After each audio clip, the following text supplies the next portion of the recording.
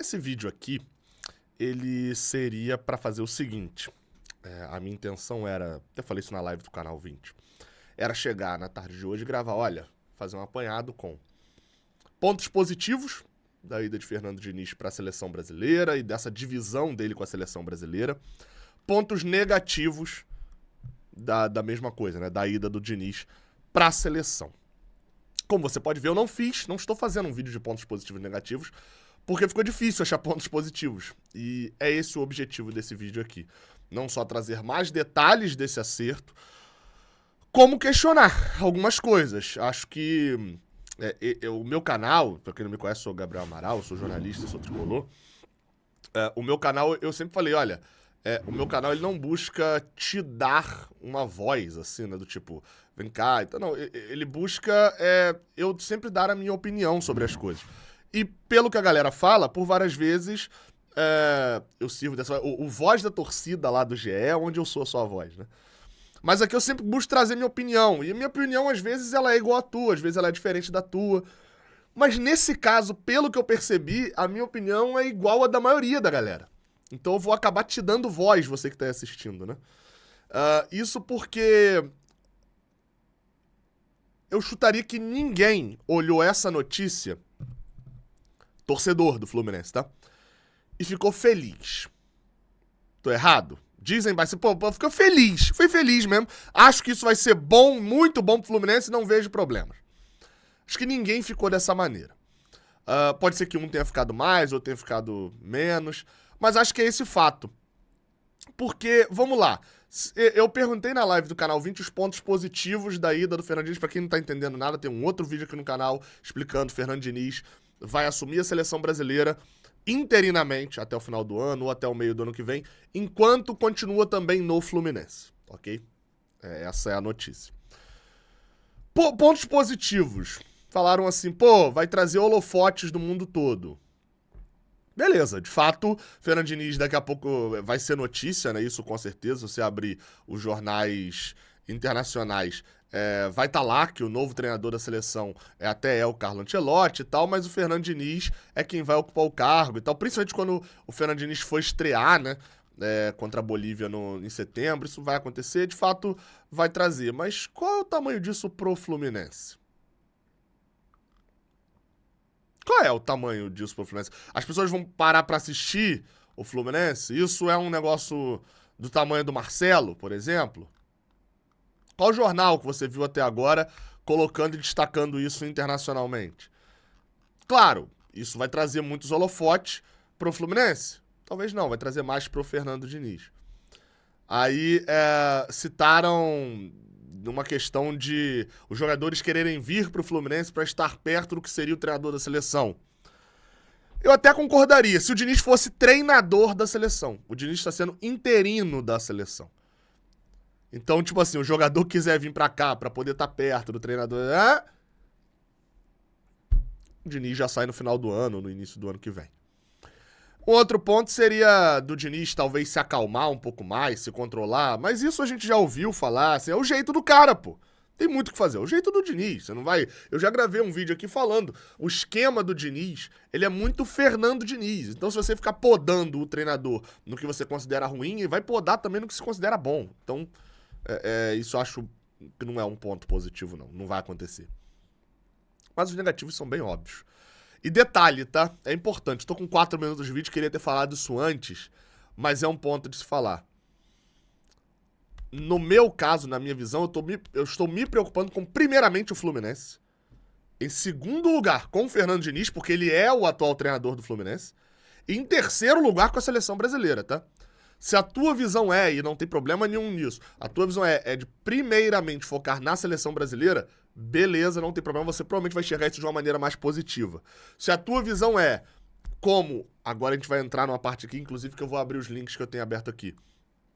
A tua visão da prioridade Fernando Diniz, você acha o Fernando Diniz um treinador insubstituível no futebol e etc, e fazer de tudo pra não perder, você vai ver isso com um olhar um pouco melhor. Porque essa é a visão do Fluminense, a visão do Paulo Angione e a visão do Mário Bittencourt. A seleção brasileira, a matéria aqui do GE. Globo, dos mesmos jornalistas, né? Enfim, a matéria que eu repercuti mais cedo. Mas aqui, a gente tem uma matéria, 3 matérias que são bem parecidas, assim, de apuração sobre o Fluminense. A matéria do Gustavo Garcia e do Thiago Lima, que fala que o Fluminense não vê problema em Diniz conciliar o seu trabalho com a seleção. A matéria do jornal O Globo, publicada 2h39 da tarde, com o tema Bastidores, ida de Diniz à seleção, não pega Fluminense de surpresa e diretoria vê a ação com naturalidade. E a matéria do Super Esporte, que eu vou abrir aqui, que não estava aberta ainda, mas a matéria do Super Esporte, que também vai por essa mesma linha, né, falando sobre o Fluminense e sobre o acerto do Fernando Diniz com a seleção, sobre essas questões. Então, assim, são 3 matérias, e aqui tá a última, que é do Caio Blois lá no Super Esporte, né? Todas elas têm uma mesma lógica ali de apuração, cada um fez a sua apuração e tal. E aí, bem, dito isso, todas elas trazem uma questão que é a seguinte, de que o Diniz acertou com a seleção e de que internamente houve um pedido pela multa, a CBF não pagou, não queria pagar a multa da saída, mas as 2 partes entraram em acordo para poder o Diniz ficar no Fluminense. Mas também traz de que esse ficar em acordo é não ver problema internamente. Assim, é bom dizer, novamente, eu não estou duvidando que da apuração de nenhum dos repórteres, tá? A minha crítica aqui agora vai ao Fluminense. É impressionante que nunca se vê problema em nada no Fluminense. Internamente, nunca se vê problema em nada. Tá tudo sempre muito bom, mas enfim. Tem um detalhe dessas matérias que vai me chamando a atenção, porque eu vou repetir aqui o ponto. O que o Fluminense ganha com isso? Qual é o ponto positivo pro Fluminense dessa situação? Como eu falei, os holofotes do mundo, isso são pontos muito rasos. Enquanto o inverso, o Fernando Diniz vai treinar a seleção brasileira, deixa eu ver se tem os jogos aqui, contra a Bolívia e o Peru, nas datas FIFA, vai passar todo o período de data FIFA, os 10 dias na Bolívia, no caso a Bolívia em casa, né, mas depois no Peru, depois tem data FIFA de novo em outubro, tem data FIFA de novo em novembro. Serão mais ou menos 30, 40 dias de dedicação quase que exclusiva à seleção brasileira. E tratar isso como se o Diniz só se apresentasse na data FIFA pra poder convocar, dar treino, ele se apresenta, convoca, dá treino, pronto, chegou, acabou, jogou, embora. Também, desculpa, não dá pra gente entrar no debate dessa maneira. O Diniz tem que parar. E a gente sabe, acho que as críticas ao Diniz, elas nunca foram pra um caminho de que ele não se interessa, de que ele não se importa, as críticas são pra um outro lado. Então acho que é um ponto de convenção, a gente pode aqui convencionar de que o Diniz vai se dedicar se dedica pra cacete ao Fluminense. Ele vai se dedicar pra cacete. É a chance da vida dele na seleção brasileira. Isso é um fato. Eu trouxe aqui a informação de que o Diniz, a princípio, não queria sair do Fluminense pra ir pra seleção brasileira pra ser interino. Isso era um fato. Tá? É um fato que eu apurei, né? Não foi apurado por outras pessoas, mas inicialmente é isso. O Diniz não sairia do Fluminense para ser interino na seleção brasileira. A CBF não daria ao Diniz a vaga de treinador efetivo. E o Fluminense só aceitaria liberar o Diniz se a CBF pagasse a multa que ela não queria pagar. Ou seja, era um jogo que se cortaria e acabou. Mas todos acharam por bem de que o Diniz fosse interino na seleção, treinador principal no Fluminense. Quem ganhou com isso? A CBF. Bota o Diniz na seleção, tem um treinador brasileiro que, entre aspas, né, vai acalmar a situação por não ficar só com o auxiliar de um treinador europeu e tal aqui no Brasil. Bota o Diniz por lá, tem um treinador. É favorecido o Fernando Diniz, que, repetindo, é uma oportunidade da vida. É óbvio, ser interino não, mas, meu amigo, é a seleção brasileira. A gente tá falando do Fernando Diniz, que por mais que seja um técnico, dá pra chamar de revolucionário, que tem muito destaque, etc. É um treinador que tem 13 anos de profissão e que até hoje tem um título de relevância que é um título estadual. Então, assim, a gente tá falando de um cara que tem qualidade ali e tal, mas que não tem trabalhos prontos aqui para poder entregar que o classifiquem para a seleção brasileira. É óbvio, a gente já foi treinado pelo Dunga 2 vezes recentemente. Então não é que a seleção brasileira esteja com isso tudo, não. Mas assim, é uma oportunidade que o Diniz talvez não esperasse que chegasse. Então pro Diniz, é uma projeção mundial do trabalho dele. Por mais que seja interino, o Diniz vai disputar, como eu falei, se for só até o final do ano, são 6 jogos de eliminatória. No ano que vem tem amistoso contra a Espanha. É claro que isso vai dar uma projeção e pro Diniz é bom. E o Fluminense nessa história? E aí a gente vem para um ponto das matérias que me chamou bastante atenção. A matéria do GE. Globo foi publicada dessa maneira aqui, lembrando uma entrevista do Paulo Angione, que foi no dia 26 de maio, em que o Angione falou o seguinte: acho que pode se adequar essa questão de Fernando Diniz e seleção. Se ele, Fernando Diniz, é o melhor, como nós achamos que é o melhor, vamos escolher o melhor e vamos nos adequar a ele. Essas coisas todas, pra mim, são muito simples. Você busca o melhor, ele é o melhor. Vamos ao melhor e vamos nos adequar a ele. Isso é muito simples de enxergar. Em resumo, o que o Paulo Angione está dizendo aqui? O Fernando Diniz é o melhor, então as condições que ele colocar, a gente atende. E desculpa, eu acho que essa era uma condição muito longe. Porque o Fernando Diniz é o melhor treinador pro Fluminense nesse momento? Tem visões diferentes, mas vamos dizer que sim. O Fernando Diniz, dividido com a seleção, é o melhor pro Fluminense? Eu diria que não. E eu nem tô falando que o Diniz vai se preocupar mais com a seleção, porque vamos lá, não é só convocar na data FIFA. O Fernando Diniz vai ter que, um dia na semana, uma semana antes, 2 semanas antes da data FIFA, o Fernando Diniz vai ter que dar treino de manhã, na parte da tarde sair de lá e ir pra CBF com a lista já pra ele atualizar ali, e sair a convocação e ele dar uma coletiva. Ele vai ter que se reunir, o Diniz vai ter que ver jogo. Normalmente os treinadores viajam por aí pra ver os jogos do estádio. O Diniz não vai fazer isso. Mas o que ele vai fazer? Em casa, ao invés dele estar vendo o vídeo do Coritiba, ali no tempo que ele tem de trabalho dentro de casa, de dedicação, ele vai ter que estar vendo Shakhtar Donetsk e Apoel, pra ver se o GFT tá jogando bem no Apoel pra convocar. Fiz uma brincadeira aqui agora, mas o cenário é esse. Vai ter que estar vendo Inter de Milão e Napoli, porque o fulaninho do Napoli que tá surgindo tá bem. É isso, ele vai ter que dividir. Esse Fernando Diniz, ele é o melhor pro Fluminense? Eu acho que não. Na verdade, eu tenho certeza que não. Isso é colocar o Fluminense em segundo lugar. O Diniz pode até não estar colocando o Fluminense em segundo lugar, tá? Mas seria natural que colocasse. É a seleção brasileira, cacete. Seria normal que ele colocasse. Por isso que eu tô reforçando aqui esse ponto.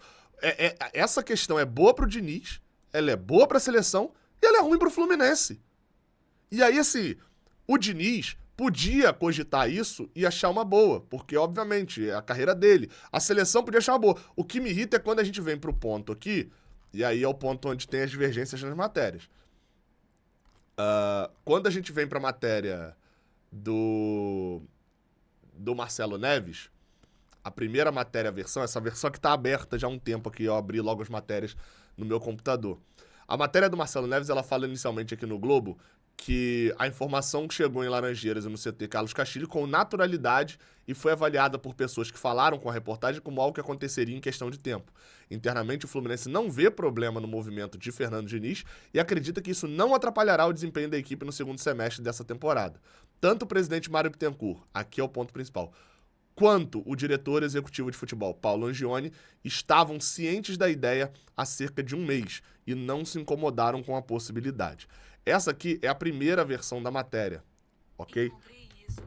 A Siri tá enchendo o saco agora também. É a primeira versão da matéria. Na matéria do Super Esportes também constava algo como isso, de que tanto o Mário Bittencourt quanto o Angione estavam cientes da ideia há cerca de um mês. E aí, obviamente, desceram o malho, desceram as críticas na rede social, quando foi publicada essa matéria, porque a galera juntou Lé com Cré, né, no cenário de que estava ciente há cerca de um mês, o Angione falou sobre essa ideia 26 de maio, o Fluminense começou a ficar mal a partir do final do mês de maio para o início de junho, e aí fizeram uma correlação de o Diniz já tá envolvido com isso, tá largando o Fluminense, então, enfim, fizeram todo o negócio. As matérias foram atualizadas. A do Super Esporte aparece aqui já assim, a deles eu não tenho a versão anterior, né? Cadê?